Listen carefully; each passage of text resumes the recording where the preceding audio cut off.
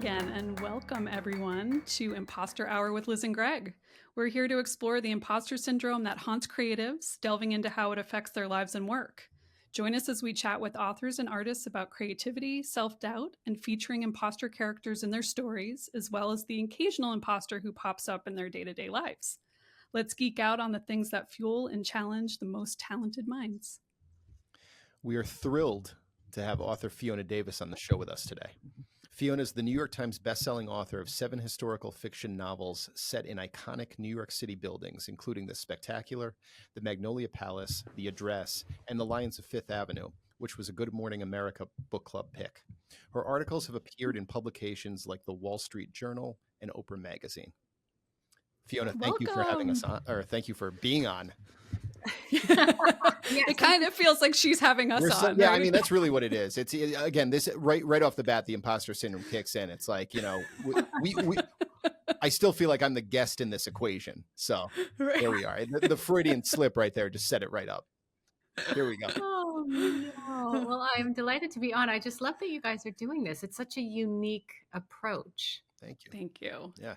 I can't wait to see all the psychopaths you have on.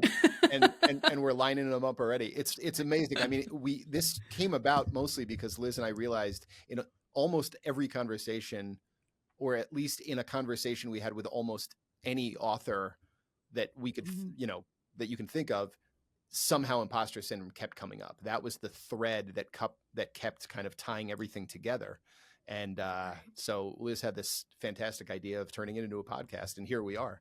But it's gonna be fun to see how this unfurls for sure. Yeah, I'm very honored. I'm very honored. We're honored to have you. Especially with you have such an incredible list of books you've written, and previous to being an author, I know you're going to talk about that. So when you kind of agreed that there was something you could contribute to this conversation, I was thrilled and also surprised because I see all of the promotion you do for your books and your fantastic stories, and you don't strike me as someone with imposter syndrome. So thank you for coming out.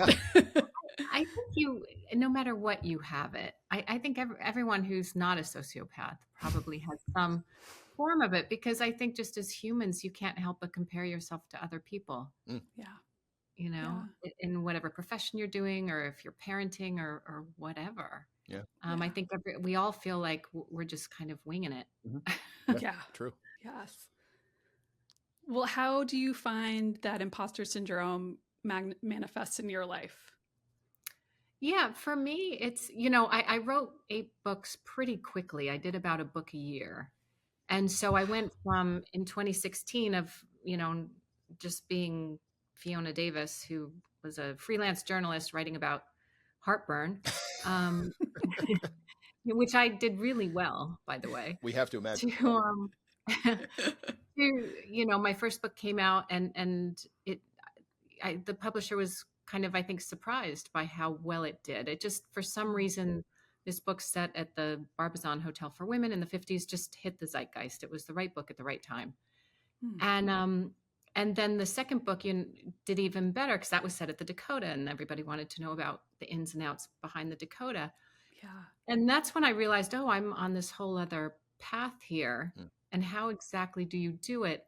And then I started meeting these other authors, and it was really wonderful, because I really fell into a group of authors who are not competitive, who we all feel like we have imposter syndrome, no matter what level we're at.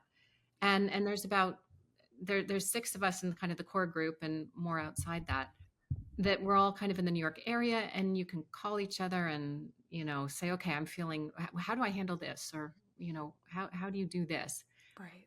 And that's been incredible, because I think no matter where you are, when the very first time last year, I was on the subway, and a woman came up to me, and she was staring at me. And then she said, are you Fiona Davis, the author? And, you get recognized at book festivals. That makes perfect sense. But on the subway, and I was like, I tried so hard to play it cool. I was like, yeah. And we chatted for a couple stops, and she'd read all the books, and then she posted it on social media. And that was the first time I thought, oh my, that is shocking. And I ran home and told Greg, because I was so excited. But then when she was talking, I was like, oh yeah, sure. and trying to be Very smooth. cool. Well, And I think just no matter where you are, you can look down and see people who are struggling, and you can help them, and give advice when it's asked, and do whatever you can to, if someone's written a great book, to get it out there and blurb it for them and spread that word on social media. But you can also look up and see people who have really knocked it out of the park, and when they tour, they fill huge stadiums. They're the equivalent of Taylor Swift. And you can look up at them and think, oh, well, I'm not that, so I'm not really a writer. Right. I must be an imposter because I don't have that. But I think that's kind of a useless way of looking at the world at a certain point. But you can't help it. Yeah. I think you just, and in a way, that's a great driving force to say, okay, what can I do to make the next book even better? And what does she do that, how does she connect with people on social media? How do they kind of deal with the business of being an author, and taking what you can from that? That's good. Yeah, I think you're right. That's a great motivator. Quick question now, kind of off the cuff, but what are you more proud of in your author career at this point, then, being a New York Times bestselling author or being Subway famous? Because Subway famous is like another level of famous. Yeah. But keep in mind, it's not happened since. So it's not like, that was just the beginning of the Subway famous. There was just one Subway famous. But the thing about both of those things I mentioned is that they can never take it away from you. Once you're Subway famous, you're always Subway famous. And once you hit the list, you're on the list. You know what I mean? But, it's so funny being a New York Times bestselling author, because it's lovely to be able, when you hear it on a bio as someone's introducing you for a panel or something like that. I'm really proud of that achievement. And the book that hit the list the first time was The Lions of Fifth Avenue. And it was just, again, the right book at the right time. It was about libraries. It was about books. It was right at the beginning of COVID, and so I can see why Good Morning America picked it, and why, people bought it and got excited. But it's so funny about that, because there's this whole other story to that, in that, when you get told you've hit the list, as they call it, your agent and editor usually call you. And so I was walking across Central Park on the way to something, and my phone rang, and it was my agent. And, it was around 5:00 on Wednesday, I think, is when you find out. Yeah. And they told me, and I was over the moon. I couldn't believe it. I called Greg, I called my mom. It was great. And then the very next day, and so this is kind of caught up in the New York Times bestselling thing, because I always remember this part too, is that the very next day I went to a neurologist, because I'd had a kind of a shaky hand for a few months. And I sat down, and he looked at me and did all these things. And I passed all these physical tests with, flying colors, of like touching my nose and touching his finger. And then we finished, and he said, okay, you have Parkinson's. And that was the next day after. Wow. And I thought, wow, what a roller coaster. Yeah. And it just goes to show you, you can't kind of, you have to just take everything as it comes, because it's going to change. Right. I think that's what you learn. I mean, and you can't reach some kind of pinnacle like getting the Times bestseller list or the Good Morning America pick and then be immune to real life. Not that isn't real life, but when we're talking, health and life and death stuff. Yeah. And I go ahead. Yeah, go ahead. I was just thinking, when you were speaking, before you got the diagnosis, just that kind of maybe 24-hour period where you had reached this goal that I think so many writers dream about, hitting the list. Did it then make you feel like Teflon author, like you could do anything? Did it take away all the insecurity and imposter syndrome that we all think it will? Well, the problem is, whenever you're on a contract, your one book comes out, and you're in the middle of writing the first draft of the next one, which is, to me, the hardest part of writing a book, and where I'm just miserable, and how could I ever do this again? And so that's always good when, you're out touring for a book and being told how great it is. It's always good to have that rough draft going on, because it just grounds you to, okay, this is wonderful, but there's work to be done. And the same with the New York Times. I think, I was going to say, it felt like, okay, this is fantastic. And I'm a real people pleaser. And so for me, I part of relate. hitting that list meant that my publisher was pleased Mhm. and my Mhm. agent and my editor, because they also were a team Yeah. and they worked so hard on these books. And my agent is hands-on. She reads a draft, and she and her two assistants, give me, serious critique. And then I redo it and get it to my editor. And, and then you're talking about the cover and the marketing and the sales. And so it's a huge team effort. Yeah. And Yeah. so for me, it was more like, okay, we did this, and Right. they have this too. Yeah. Yeah. And that's from, I don't want to take up too much room, or, that comes from just the way I was raised with English parents who are very polite. Right. Well, how much does that kind of upbringing, do you think, factor into, you talk about not wanting to take up too much space, right? And I think there's this corollary with imposter syndrome and confidence, and maybe even self-esteem and what other people think of you, right? So they're all interrelated. So how much do you think that's from, growing up, Fiona, to, let's talk about, you were an actress for a period, a journalist, you've done a lot of careers where you're in the spotlight. Mhm. Yeah, which is crazy, right? Yeah. For someone who was very shy. I was such an introverted, shy child. And even for me, every day going to school was just being an imposter and pretending like Mm. I was normal, because I was just terrified. We moved around a lot. We moved from Salt Lake City, Utah in the 70s, which was very Mormon and, very calm and tranquil, to the Jersey Shore. And I Which is didn't know, not. which is absolutely not where I went to middle school and high school. And so suddenly there were different words for everything, you know, Mm. uh, people called things different things. They ate different food.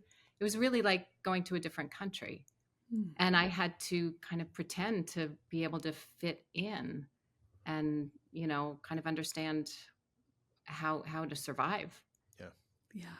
Yeah, for sure. So I think imposter syndrome definitely comes from that, from feeling that you're just not part of this world. But I think that also makes you study things really carefully Yeah.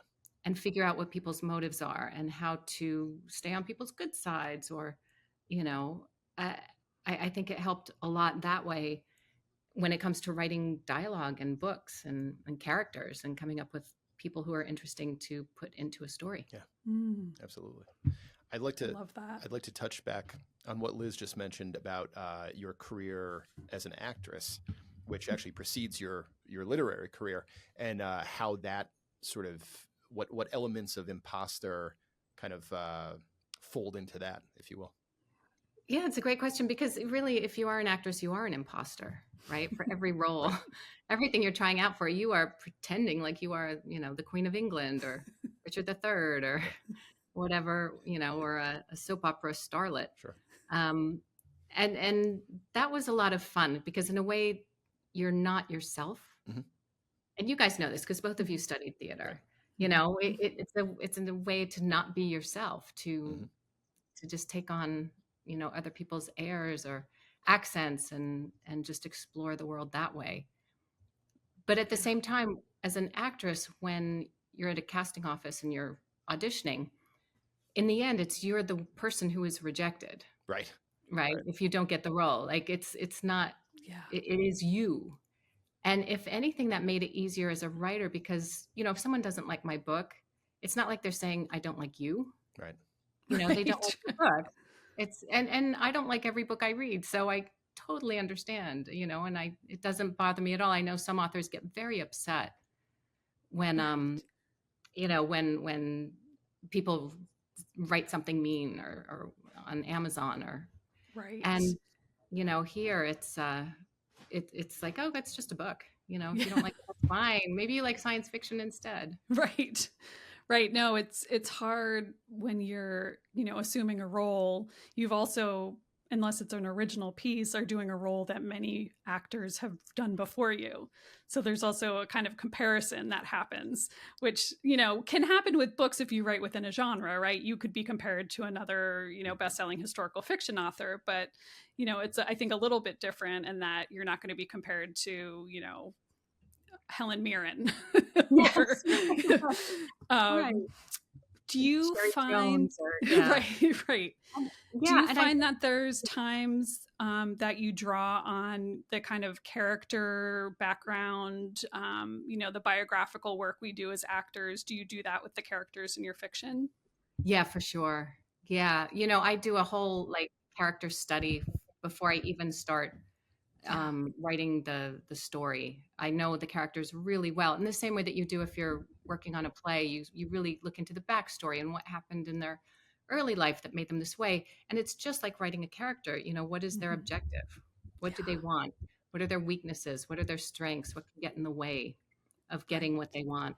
I always joke around that no one wants to read a book about a happy family that gets happier.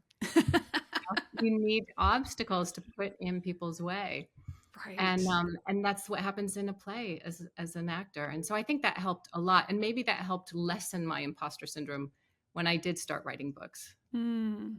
because it really was a combination of journalism and acting in a way. Yeah. Well, tell us a little bit about how you made that jump from acting to journalism to then ultimately writing books. Yeah, so as I got into my late 20s and realized that all of my friends who were women who were ingenue types were not working as they got older, and this was in the 90s, keep in mind. And then all of my male friends were getting these great character roles and, being dad on all the commercials. Um, I just thought, well, that's not fun. And so I didn't know what to do next. And at the time, there was no Google, so you couldn't ask Google what you should do next. And so I went down to NYU where they had this career services center, and I took a Myers-Briggs test. Mm-hmm. And they would analyze that, they said, and then they'd give you all the different career paths that you should take as whatever you were, introvert. There, I think, 4 things. And I got the test back and they said you should either be a journalist or a policeman. And I was like, okay, I'm not going to be a New York City cop. So that's a lot. Although, the things that they have in common are a need for fairness Okay. Yeah. and for justice and for, exposing wrongs and, taking care of people who need help Mm. in a perfect world. And so I can see why they may have thought I should be a cop, but I'm glad I didn't. So then I just applied to Columbia Journalism School and got in, and that's where I really learned how to write and talk about imposter syndrome. Here I am, this actress, oh, I did a couple shows on Broadway, Mm. but nothing major, and a lot of regional productions of Three Tall Women. But but I had never written journalism, Mm. and luckily, some of these, it's about a class of about 200 and it's only 1 year. And a lot of these people, some are award-winning journalists already. A lot of them have worked in newsrooms, they know what they're doing. And even some were, at that point I was in, I think, 28 or 29. And a number of them were coming right out of undergraduate school, but they'd been journalism majors there. So they knew way more than I did. I Mm. knew nothing and felt completely out of place, and then realized, okay, there are other people who they brought in, a really diverse group of people from different countries, from different backgrounds. And so we all kind of fit together, and it was one of the best years ever. I loved every minute of it. Nice. What was some of the skill set that you developed in the journalism world that then kind of transitioned over to when you started writing novels? That's a great question. The biggest one was being able to interview people. Mhm. And find the right person to interview of a subject I don't know. Because, you both know when you're writing a book, there's all these things you don't know that you have to, if the character is a cop or the character is a banker, you have to figure out how to portray that and become an instant expert on the finance or, police procedure. Right. And it's daunting. It's really scary. But at the very first day of journalism school, they gave us a pen and paper and said, go out and interview 3 people and write a story. Mm. And we were all like, no, what? Oh, what? But you do that. And that's where I found some of the most interesting things that I've written about is going out, finding someone who's written a book on Grand Central or is an expert on architecture in New York City, sitting and having a coffee with them for a half hour and talking about things. And then in the last 5 minutes, they come up with something like, oh, well, you should explore that there was an art school in Grand Central Terminal. Mm. Or, you should explore the book heist that happened at Columbia University in the 90s. Oh, and I know Mm. the librarian who was there then, and you could interview her too. And suddenly you're following this amazing plot path that will inform your next book. So in a way, you kind of did become a police officer or law enforcement. There's a detective aspect True. to I your hadn't thought of work that. now. Yeah. Yeah. I mean, I'm so amazed in each of your books, Fiona, the cross section between imagination and fact. We do, as you mentioned, do a lot of procedural things, and we don't want to get those wrong. So that's research heavier. But in your books in particular, I think you really put so much care into honoring the time period and every detail, the clothing, the language as I botch the word language. I feel very well held in your books that it's not anachronistic. You're really getting the kind of essence of the time, but then you also are so writerly in the sense you come up with these incredible stories, these very complex characters. So it's this like amazing quilting together of the two. And it strikes me that probably even before you were a journalist or an actor, just as a kid, you must have had a curiosity to really get into the details of times before the present. Is that the case for you? Yeah, I loved things like The Secret Garden. I loved the Laura Ingalls Wilder books. To me, I just wanted to be transported and be a pioneer. I thought that would be amazing.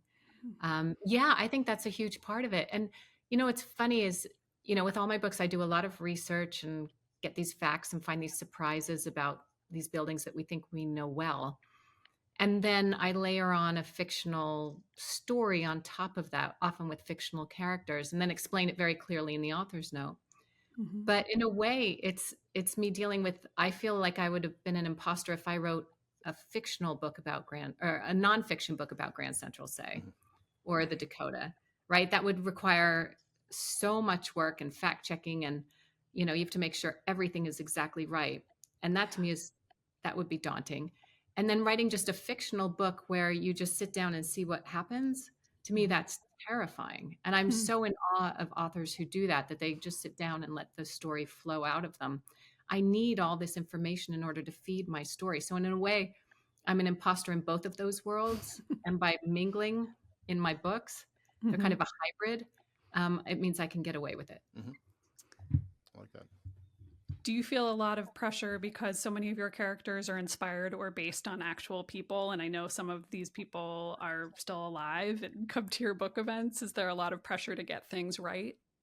No one, I don't think there's anyone I've written about who is a specific person is alive. Like the Fricks died a long time ago. However, for say, The Spectacular, which is about Radio City Music Hall and the Rockettes, I did interview a dozen or so women in their 70s and 80s who danced as Rockettes in the 30s. That's who I was thinking of. 60s, yeah.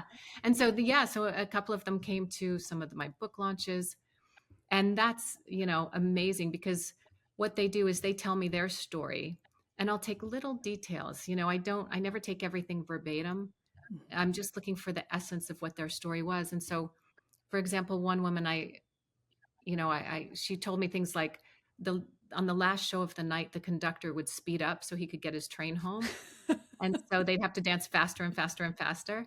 And you read that and you're like, that makes the reader feel like they are there, that kind of detail. And just hearing, one I talked to, I said, what's your favorite memory? And she said it was walking down the middle of Fifth Avenue in the middle of the night, arm in arm with her fellow Rockettes, and singing at the top of their lungs. And, and I just thought that's wonderful. I need to capture that feeling, that energy in the book. And that's, that it's incredible. And their stories I'm so honored that they shared them with me. There's an interesting thing in your books with your characters where I feel like you have imposter characters in a couple of the books, but it's more a situation where they're sort of thrust into these situations more than they're actively seeking them, which I feel like creates it's a wonderful narrative tension and a great dramatic device. And I wonder if you could talk a bit about, about those. Yeah. It's funny, as I was thinking about this show and kind of, my books, I was realizing, yeah, there are a number of characters who are absolute imposters in the books. But they're doing it in order to survive. And it creates so much tension in a book when you have a character who is faking it and pretending to be something they're not. And the reader's just waiting, for them to get discovered and what's going to happen. It's just the most perfect way to create tension. And so in the Magnolia Palace, there's a character named Lillian, and it's in the early 1900s, and she's a very famous model for sculptors. And so she poses nude for sculptors, and her form is all over New York City, as it actually is today. She's based on a woman named Audrey Munson. And in my book, she is carved above the door of the Frick. Her body, a nude of her lying on her side, is carved above the door of the Frick collection, which is this incredible museum here in New York. And the Frick's daughter was this woman named Helen, who was this very prickly, difficult woman with very high standards. And I just thought, it's so interesting. These women are both connected to the mansion. And what if they met? Like, what if this artist model had to get away from the police for some reason? And so she interviewed and got accepted to be the job of the private secretary to Helen Frick, which creates a fish out of water story. And then you also have this imposter story of when is she going to be discovered as being this, wild woman with a terrible past. And meanwhile, she's, trying to get on the good side of Helen Frick, which is not an easy job to do. And so it's that kind of thing is really fun. And even with the masterpiece, the Grand Central book, there's a character who appears later, and she's not who you think she is.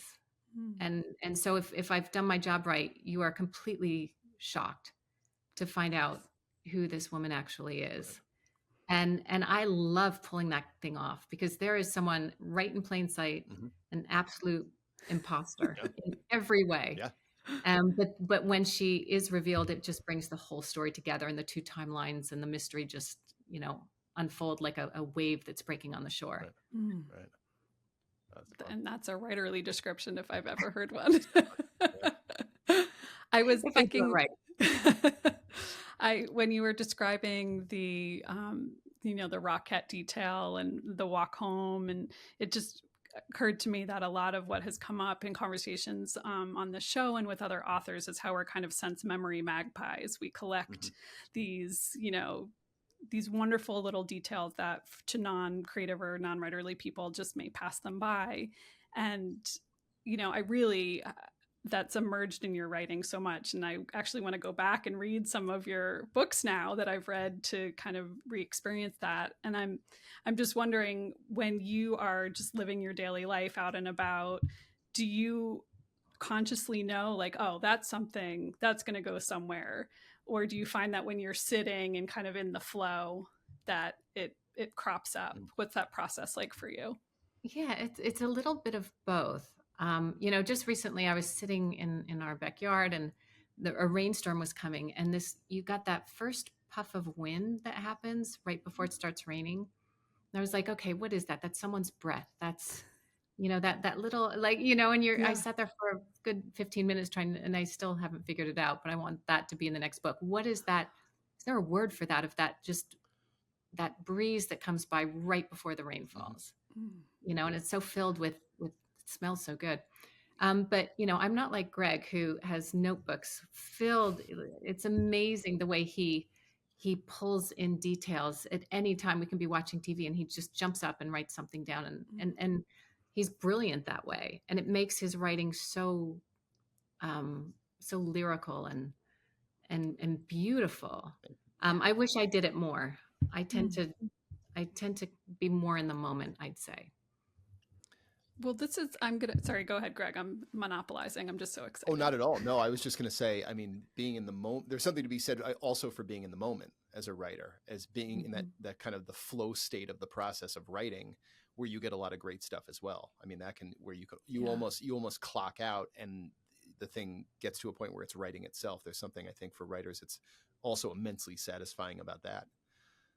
as well. So that can be Yeah. kind of the Greg, for counterpoint. when you do collect these thoughts, do you know where they're going in the book, or do you have to go through your notebook and be like, where did I write that? Yeah, I don't even know which book they're going in or which story they're going in. Oftentimes, sometimes it's the book that I'm working on at the moment. Sometimes it's something that Liz and I are working on. It could potentially, there were a couple times that happened when you and I were working on the Gimlet Slip. Sometimes it's for my own project. Sometimes it's a short story. Sometimes it's just that's where the story kicks off from, is the image. But I often, or let's say as often as not, I don't actually know where it's going. I just like the ring of the thing. Or there's something where I feel like, oh, this could be an interesting character somewhere down the line. But Mhm. also because I am incredibly disorganized, I also am running around. Liz and I talk about this. We kind of joke about that scene in The Usual Suspects when there's the tack board behind the desk with just all the shit all over it. And he said, there's that line. He said the other detective is kind of looking at it. He goes, "How do you make sense of this?" He's like, I got a system, and so that's it. I got 8 notebooks. I have a bunch of cocktail napkins, backs of matchbooks, Right. backs of grocery lists, so it doesn't make any sense. I mean, it's insane, but somehow it kind of works. To me, that's a true writer, though. Like, that you're always trying to make sense of the world. Maybe, Mhm. or a true lunatic. It's one of the two. Maybe it's one of both. Well, I'm really glad you brought up the Gimlet Slip because, as our listeners may not know, you guys recently collaborated on this fantastic, kind of genre mashup, which, Fiona, would be great if you could tell us a little bit about. But I'm very curious because you are very different writers as far as process, and then you've collaborated, and you also have a personal relationship. So there's that kind of other layer. I mean, actually, all 3 of us have collaborated by extension of Greg, Right. with Greg. And, I know how Greg and I work together, but we're very similar in our process. So how was that for you guys to kind of sit down and collaborate and be like, okay, here's where we're different. We can leverage this in these ways, or the opposite? Yeah, you're right. I think I don't know what you call it, a poly writer group. That's right.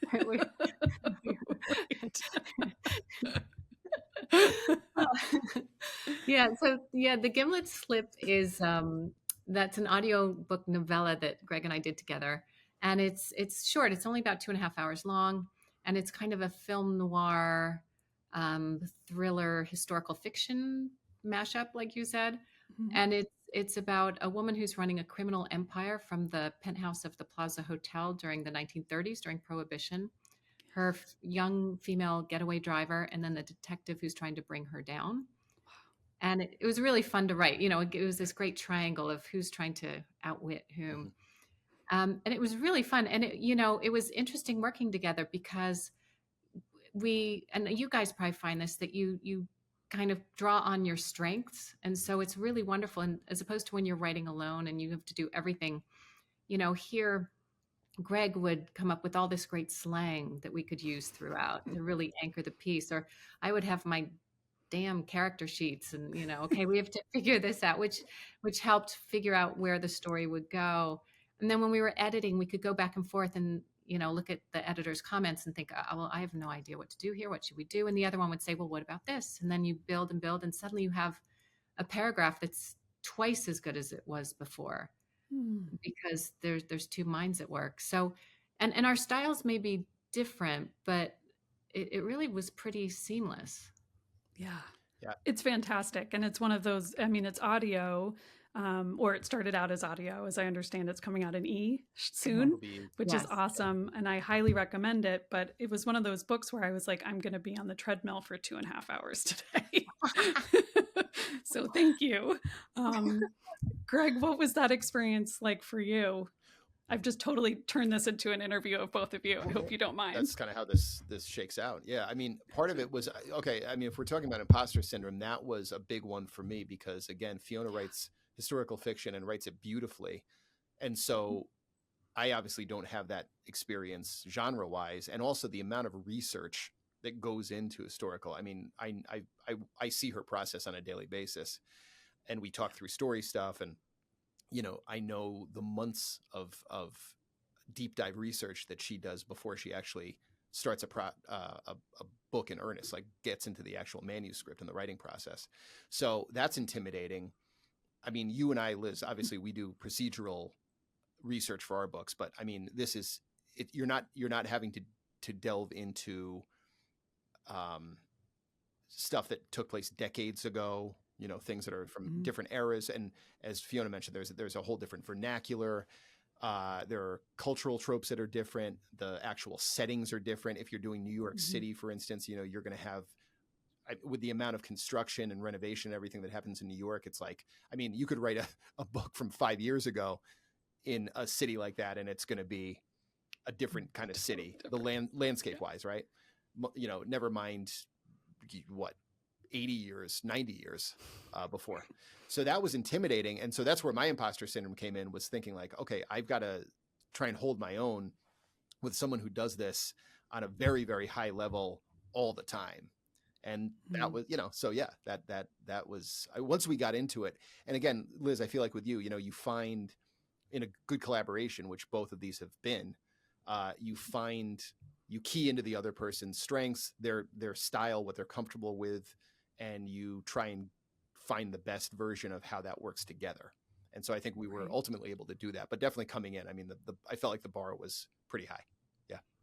It's so funny because my imposter syndrome working like that was that you guys you knew how to work together. You knew how it went when you share a project. And so for me, it was, okay, I have no idea how this works, and just letting Greg kind of guide us through the process. And it was so much more fun than I ever expected. I can see why you guys thrive in it. It's just so much fun. But I felt like, okay, how do you be a good partner? What do I do? Yeah. Well, how much of your solitary writing now if any, has been affected by writing in a partnership? Did you feel any different when you embarked on your next novel? Each novel feels like it's its own beast. And you would think by now I'd have some idea of, if anything, I know the times when it really gets really, really hard, say 3/4 of the way through the first draft. I've done it enough that I know at that point I will be sick of it. I can't imagine it's going to work out. There's no way. And at this point, I know to just let that slide and, keep on going. Or the first time you get back edits, I always show up to Greg and I can't do this. I'm never going to do this again. And he says, yeah, you said that the last 3 times. So you learn that there are just cycles, but each one feels completely brand new. And what's wonderful with Greg is we've always sounded off about things and been able to share things. We'll sit down at lunch and be like, I'm having trouble with this. And, he'll solve it in a sentence. And I'll think, oh yeah, that's what I should do. And vice versa. We're constantly kind of going back and forth, and that helps a lot too. Yeah. I mean, I think a lot at Thriller Fest, which we were just at, people were talking about how they could never be in a relationship with another writer. But, and I think while it's a funny, kind of idea that you can't have 2 creative people in the same house, and certainly writers too, because you're kind of in your own stories, I think you just touched on, the benefit of it, really being able to like work it out with someone who understands. I'm writing the first chapter is its own kind of hell. I'm trying to figure out like the second act, what's the twist. It's just, there are ways in which I think in other, careers, professions, that you just can't explain to someone what that part of the process is like. And then to do that together, I think it's a really cool thing to do as a couple or as a friendship, because there's so much trust involved in communication. But I am very curious about the research, just talking about research for a little bit, because I think this comes up a lot with writers, is like, how much do you research, and when is it too much? When is it impeding you from actually getting into the writing? What is your kind of wisdom about that?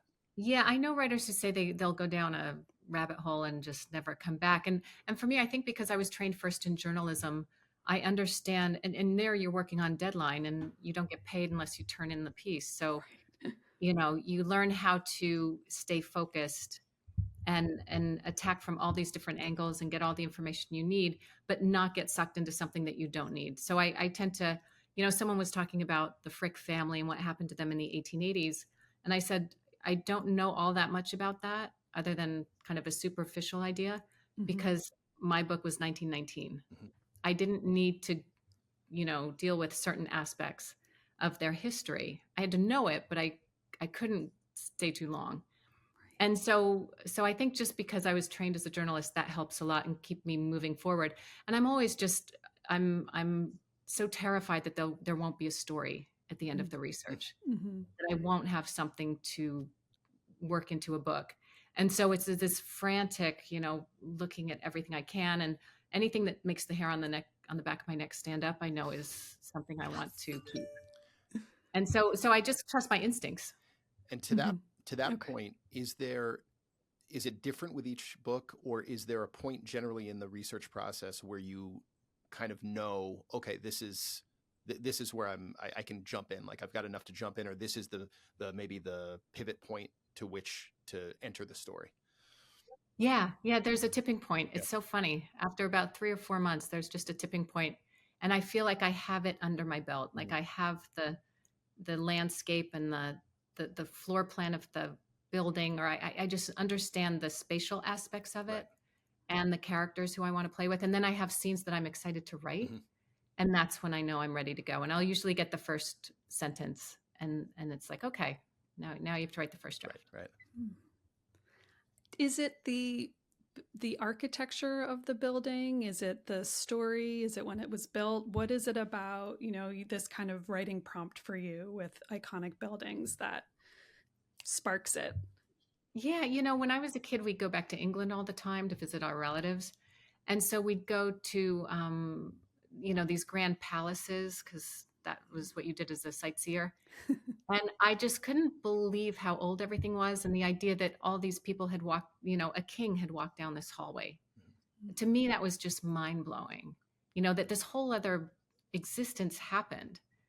And what would it be like to be there? For me, I just wanted to go back in time and be a pioneer girl with Laura Ingalls Wilder, find the secret garden.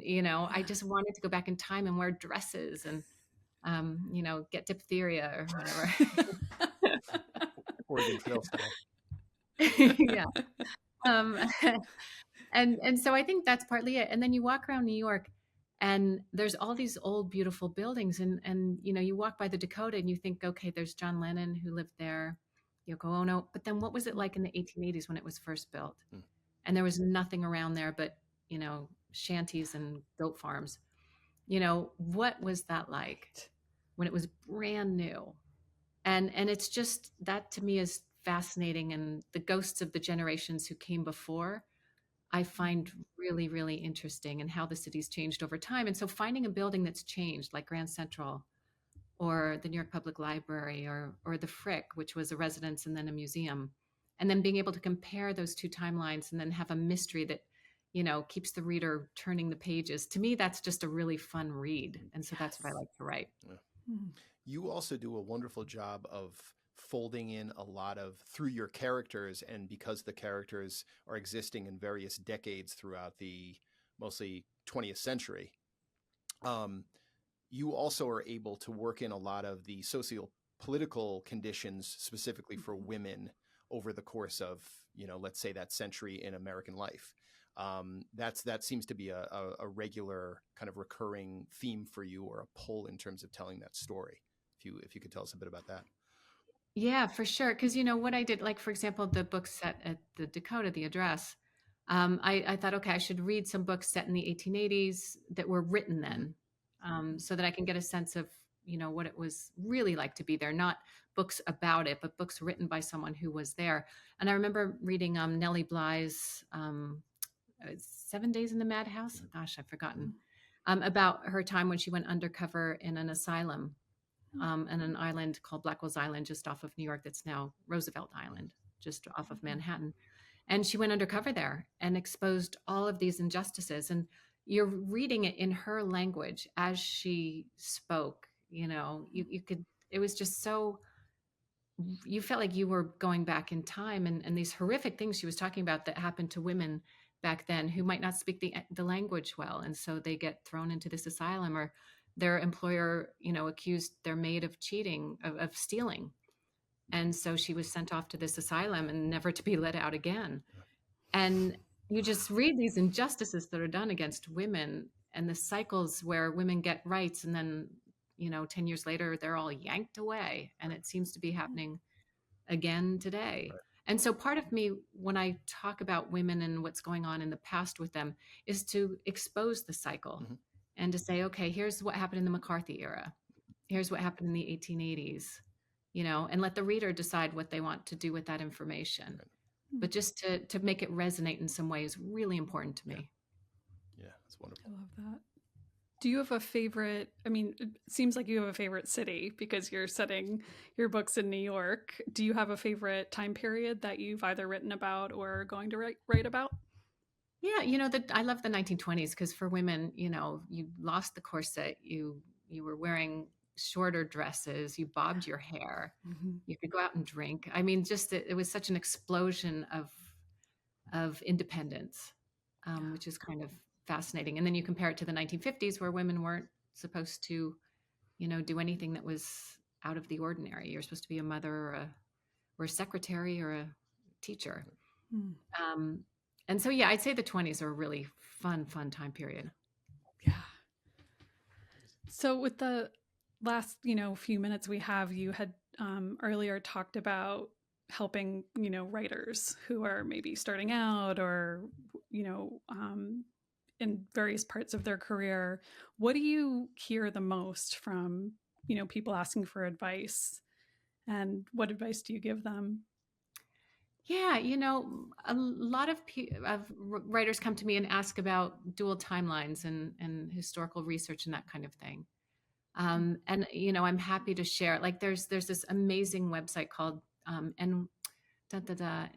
NYC dot. Oh shoot, we can put it in the show notes. Okay, yeah, I'll put it in the show notes. But it's this wonderful grid of New York City, and you can click on any intersection and get photos of what it looked like through the years. And so you can see a photo from the 1880s or maybe the 1910s. And for any intersection in all over Manhattan, I think it's called oldnyc.org. Okay. That's it. And it's a great resource because you can kind of get a sense of what, say, Fifth Avenue was before the library was there, when it was this huge reservoir. And people would walk along the walls, and that's where the water from the city came. And you could just to see how the city changed over time is really fun. But yeah, for young writers or someone who's just starting out, I think the key is to get through that first draft. Because until you've done that and told a story from beginning to end, you can't possibly start to understand, what comes next. And I think it's really easy to get stuck about halfway through and then find some shiny new thing that you want to write about. Yeah. But if you can just get through that first draft, even if that's the book that ends up in a drawer, you have to complete it in order to see what that feels like and be able to encapsulate an entire book in your head. Yeah. That's great advice. Yeah. Until your mind just explodes. Do you have a full book in the drawer? Yeah, I have a couple of them. Oh yeah. Yeah, from my 20s. Yeah, that should never see the light of day. But I learned, I learned some very valuable lessons. I remember one book I wrote, I didn't understand that you shouldn't do this. So everything was, she was running, or she was eating, or and I didn't understand she ate, or she ran. She was everything. It was the gerund all the way. I'm like, whoa. But that's how you learn. Yes. Yeah. That's, I think, really good advice across the board that I've heard and given if someone's asked is just, just write it. You have to write, you have to train, you can sit and think about a book or imagine a book and journal about a book for years and years. But until you sit down and write that, mediocre or terrible first draft, you just can't get from here to there. Yeah. And then it really becomes like an addiction. Yeah. I love to be in the middle of thinking about or writing a book. If I'm not, as Greg knows, I tend to spiral out. I get too concerned about, the living room furniture, I'll come up with anything to focus on because I need that other world flowing through my head. Yeah. There's nothing better than having reality and then having this other world that you can touch into when you're bored, when you're waiting for the subway or on the bus, and suddenly some idea will come to you and, oh, that's what that character should be. And it's just a nice way to live. It's a nice way to go through life. Agree. Some would say it's schizophrenic. Well, in this literary throuple, which we are, I think we all agree it's our preferred way of living. I actually find it keeps me saner. Yeah, absolutely. Yes, exactly. I like the idea that we're a lit thrup. Yeah. That should be a thing. Merch. I think that means you and I need to write something together. I'm just gonna pose just that. To close I like that. I like that. And then merch is next. Lit thrup merch. That's the revenue stream. That's what we're dealing with. Speaking of, quick shout out to Vanessa Lilly, who we saw at Thriller Fest, and Vanessa's new mantra is diverse revenue streams. So shout out to her.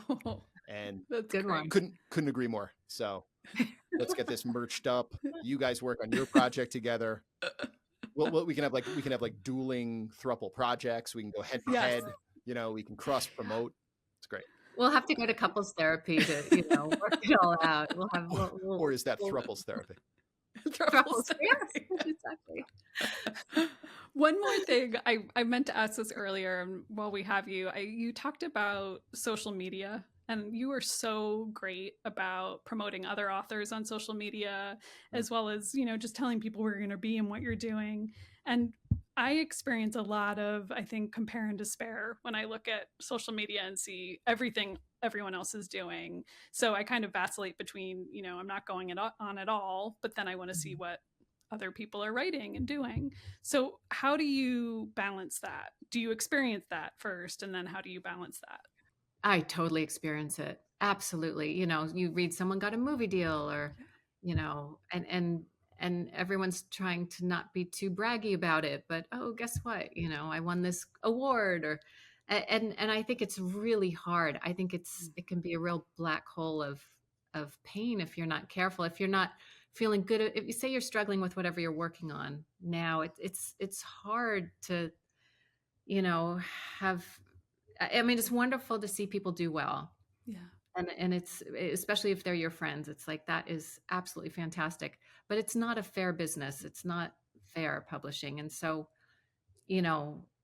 sometimes the best people who write the best books don't get the attention they deserve. So I love trying to show, bring up people who need to get a wider audience because they're books I love and authors who I want to keep on getting book contracts so I can read more of their books. But what I do is I don't do a ton of social media. I'll do, a few, maybe 3 or 4 things a week of something. I don't tend to do it about myself, about what I'm going through, or, it tends to be focused on the book or the tour or someone else's book. Or here's a picture of a flower, and then I don't scroll a ton through it. Yeah. I limit myself. I'll go through a little bit and then just put it aside, and that's it for the day. Because, if they are good friends, I know what's going on. Right. And other than that, it can feel like, for me, it ends up being a lot of shark videos for some reason. I don't know why. The algorithm is very strange, like linen shirts and sharks. And so, and I think because it doesn't know what to do with me, because I don't spend a lot of time going through other people's feeds. The top ones come up to me, and those are the people who I tend to engage with most, and that's great. But I just limit it. Yeah, smart. That's really smart. Yeah. Healthy. That's self-care in this day and age. I love it. We should leave off on a high note: self-care and flowers. Perfect. That's it. Well, thank you guys. It is so nice to be able to just chat with you. Thanks for coming on. on. So great and there's so many things that you said that I'm going to be thinking about this weekend going into writing, and that's always so great to hear from other writers, just, inspiration and wisdom that is encouraging. Yeah. So thank you so much. You're welcome. I can't wait to hear more of your guests. This is going to be so much fun. We have some great people coming through. We sure do. Idea. We sure do. Yes. Thank you. Well, we hope you'll come on again when your next book comes out. We didn't even get to really talk about that, but it may be too soon. So yeah, no, we can talk about that down the road, and I'll have to come up with more imposter syndrome. Maybe by then I'll be pretending to be something completely different.